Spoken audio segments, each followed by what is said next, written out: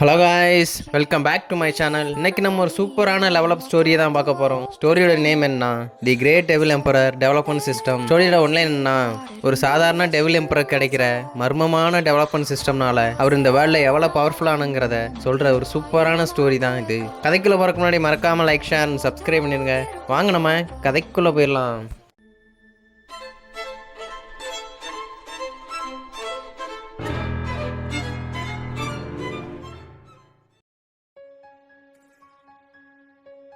Chapter 34 இங்கே start ஆகுதுண்ணா. நம்ம hero மேலே பெரிய அட்டாக்கை போட்டிருப்பான் போன எபிசோடில். அதை பார்த்ததும் டேய் ஒரு வழியாக ஒளிஞ்சான்டா, இதெல்லாம் ரொம்ப போரிங்காக இருப்பான்னு சொல்லிட்டு அவன் பாட்டுக்கு அப்படியே நடந்து போயிட்டுருக்கான். போகும்போதே இந்த ப்ரௌண்டாக இருக்காரன் எதையோ பார்த்து ஷாக் ஆகுறான். என்னாச்சுன்னு இவன் திரும்பி பார்த்தா நம்ம ஹீரோ அந்த ஸ்மோக்குக்குள்ளேருந்து வெளியே வரான். டேய் என்னடா இதான் உன்னோட பவரா? எனக்கு வெறும் கொஞ்சம் தான்ப்பா ஹேட் ஆச்சு. ஹீரோ வெளியே வந்தது இல்லாமல் ஓ இதுதான் உன்னோட பெஸ்ட் மூவா? இப்போ நான் யூஸ் பண்ணது வெறும் அந்த டீமன் சுத்ராவில் இருக்கிற 1000 ஃப்ளோர் பவர் மட்டும்தான்டா. நான் என்ன நினச்சேன்னா என்னோட ஓன் ஸ்ட்ரென்த்து அதை விட கூட இருக்குன்னு நினைக்கிறேன். தேவையில்லாமல் உன் பவரை தடுக்க நான் அதை யூஸ் பண்ணிட்டேன்ப்பா. பார்த்தா நம்ம ஹீரோட ஃபேஸில் ஒரு ஸ்க்ராட்சே விழுந்துருக்கு, ரத்தம் வந்துருக்கு. அப்போ குட்டிச்சத்தான் சொல்கிறா, பிக் பிரதர் நீங்கள் இன்ஜுரி ஆகிட்டீங்களா? அப்போ அந்த சுப்ரீம் லார்ட் சொல்கிறேன், டே ஜியோட்டிங் ரொம்ப காமாக இருக்காதப்பா. நான் இப்போ யூஸ் பண்ணது வெறும் 10% பவர் தான் என்னோட கல்டிவேஷன் பேஸில். அவன் சொல்கிறான், ஓ உங்ககிட்ட அந்த ஹெவன்லி அசன்ஷன் கல்டிவேஷன் பேஸ் இருக்குல்ல, சரிடா உன்னால் முடிஞ்சா நீ பண்ணுறா.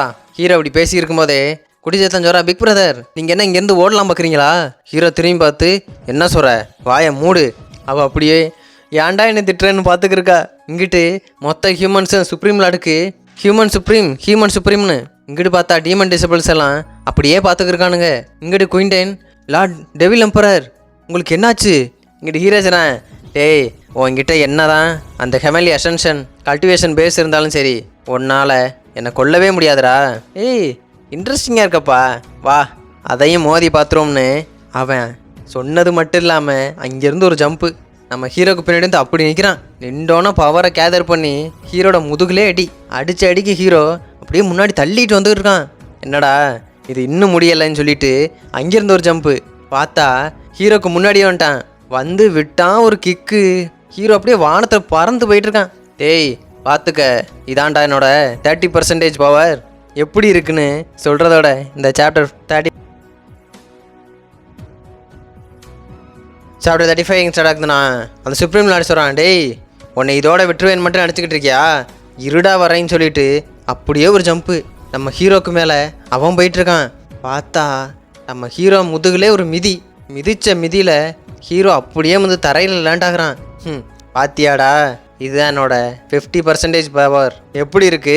அப்படியே ஒரு ஸ்மோக் மாதிரி வருது. பார்த்தா ஹீரோ எந்திரிச்சுறான், டேய் என்னடா 50% பவர் யூஸ் பண்ணோம்னு சொன்னேன், இருந்தாலும் நான் இன்னும் சாகலையே.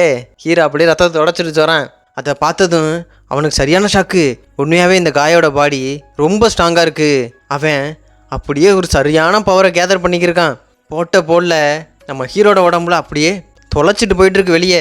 பார்த்தா நம்ம ஹீரோவோட ஹார்ட்டையே தனியாக எடுத்துட்டான் ஓட்டை போட்டு.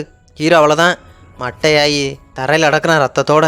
அதை பார்த்துட்டு, டேய் இதாண்டா என்னோட 80% பவர், இப்போ ஒன்றை கொண்டுருச்சுல. அவன் சிரிச்சுக்கிட்டு இருக்கான். குயின்டன் அதை பார்த்தோன்னு அழுதுகிட்டு, டீமன் லார்ட் உங்களுக்கு இப்படியே நிலமை ஆகணும்னு கதறிக்கிருக்கா.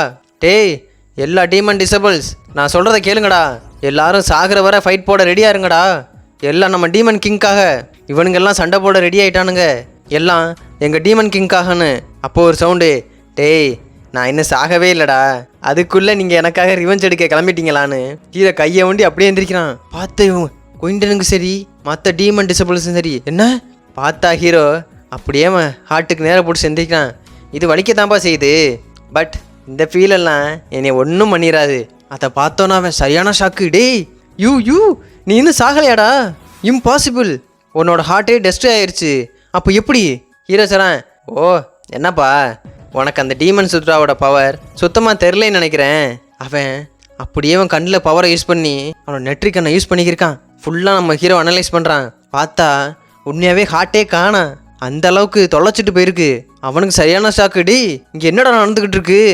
என்னப்பா என் ஹார்ட்டை பெனட்ரேட் பண்ணி போயிட்டா மட்டும் நான் செத்துருவேன் நினச்சியா?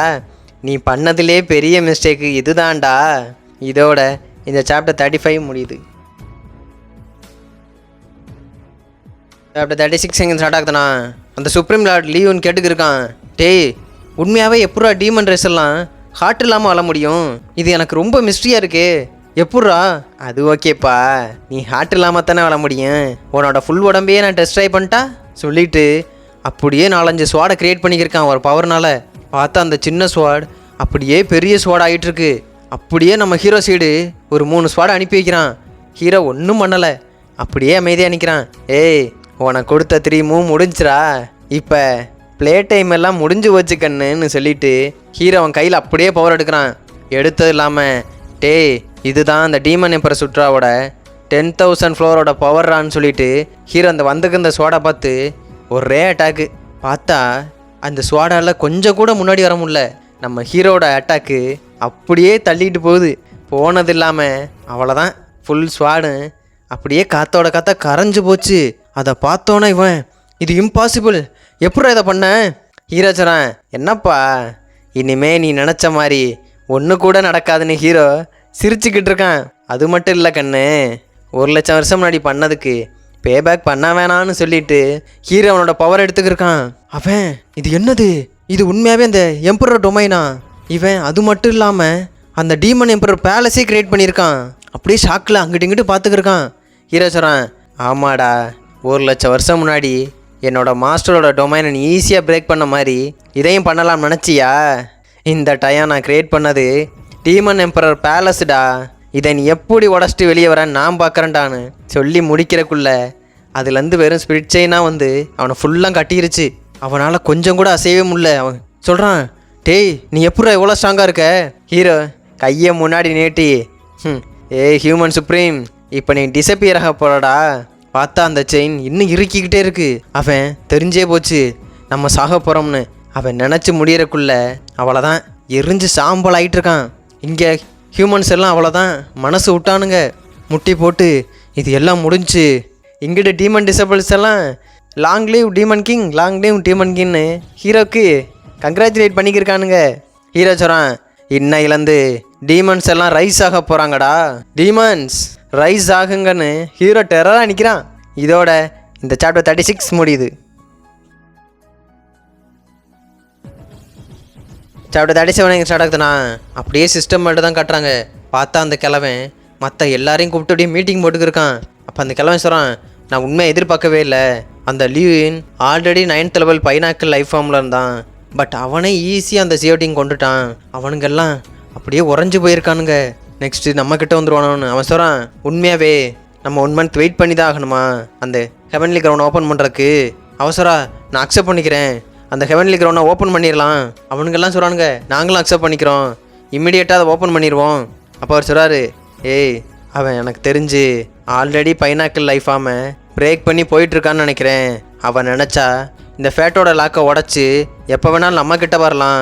எனக்கு தெரிஞ்சு இம்மிடியேட்டாக அந்த ஹெவன்லி கிரவுண்டை ஓப்பன் பண்ணுறது தான் நல்லதுன்னு இந்த கிழமை சொல்கிறான். ஏய் எல்லோரும் கேளுங்க, நீங்கள் எல்லாம் ப்ரிப்பேராக இருங்கப்பா. இப்போ சொல்கிறா, ஆமாம் கரெக்ட் தான். எல்லோரும் சரின்னு சொன்னதும் அப்படியே மறைஞ்சு போயிட்டானுங்க. இவர் இன்னும் திங்க் பண்ணியிருக்காரு, நம்ம டெஸ்டினியெல்லாம் லாக் ஆயிடுச்சு.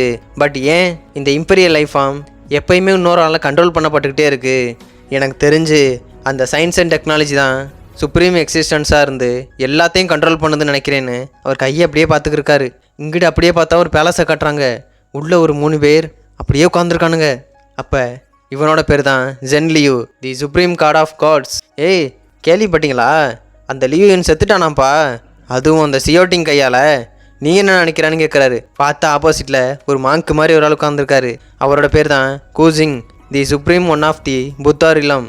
ஏய் நான் சியோட்டிங்கை பற்றினா கவலைப்படலப்பா, அவன் ஆப்பனண்டா இருந்துட்டு போகிறான். இருந்தாலும் ஜென்லியோ நான் உன்னை பற்றி தான் கவலைப்படுறேன். நீ நினச்சா எப்போ வேணாலும் அவனை கொன்றுவில. அதை கேட்டதும் பக்கத்தில் வந்தேன் சொல்கிறான், இவரோட நேம் தான் ஜியோன்லி, தி காட் ரிலம் சுப்ரீம் ஒன். ஏய் கரெக்ட் தான்ப்பா, நம்ம இங்கே இருக்க 3 பேர்லையே ஒன்னால தான் அந்த சியோட்டிங் ஸ்ட்ரென்த்துக்கு ஈக்குவலாக நிற்க முடியும். நீ நினச்சா அவனை ஈஸியாக கொண்டுடலாம்ப்பா. அதுக்காக சொல்கிறான், ஆமாம் ஆமாம், இருந்தாலும் 1,00,000 வருஷம் முன்னாடியே நான் சொன்னேன் அந்த டீமன் ரேஸுங்கிறத வேரோட பிடிங்கிடலாம்னு. பட் நீங்கள் 2 பேரும் கைண்டாக இருந்தனால என்னை அப்படியே விட சொன்னீங்க. அதனால தான் அந்த டெவில் பிளட் லைன் இன்னும் வந்துக்கிட்டே இருக்குது. அது மட்டும் இல்லை, அந்த ஜியோட்டிங் இப்போ ரொம்ப ஸ்ட்ராங்காக வந்திருக்கான். நீங்கள் என்னென்னா இன்னும் ஆமாம் மாதிரி அமைதியாக போகணுன்னு சொல்லிக்கிருக்கீங்களா? அதை கேட்டது அந்த மாங்க் சொல்கிறாரு, ஏய் நான் ஒரு மாங்க்ப்பா, அமைதியை தானப்பா நான் நினச்சிக்கிட்டு இருப்பேன். அதுக்கு அவன் கத்தி சொல்கிறான், டேய் கிழவா, அந்த காலத்தில் நீ டீமன்ஸ் எல்லாம் கொண்டு ஒரு ஆறு மாதிரி ரத்தத்தை ஓட வச்சியடா, அதனால அந்த கடலில் 1000 இயர்ஸாக கடல் ரெட் கலராக மட்டும்தான்டா இருந்துச்சு. இப்போ என்னன்னா நீ புத்தாயிசம் ரூட்டில் போகிறோம்னு சொல்லிக்கிட்டு இருக்கியா? அதை கேட்டதான் சொல்கிறாரு, ஏய் அந்த காலத்தில் கோவத்தில் ஒரு தட்டு தட்டினாப்பா, அதான் சொல்கிறேன். டேய் நல்ல பீப்புள்ஸாக இருக்காங்க இல்லை கெட்ட பீப்புள்ஸாக இருக்காங்க, பண்ணது நீ தானே. அவன் சொல்கிறான், சரி ஓகேப்பா ஃபைன், இதை பர்சனலாக நானே பார்த்துக்கிறேன், அந்த ஜியோட்டிங்க நானே கொள்றேன்னு ரெடி ஆகிட்டான். இதோட இந்த சாப்டர் 37 முடியுது. மறக்காமல் லைக் ஷேர் அண்ட் சப்ஸ்கிரைப் பண்ணிடுங்க. நெக்ஸ்ட் வீடியோவில் பார்ப்போம். Bye guys.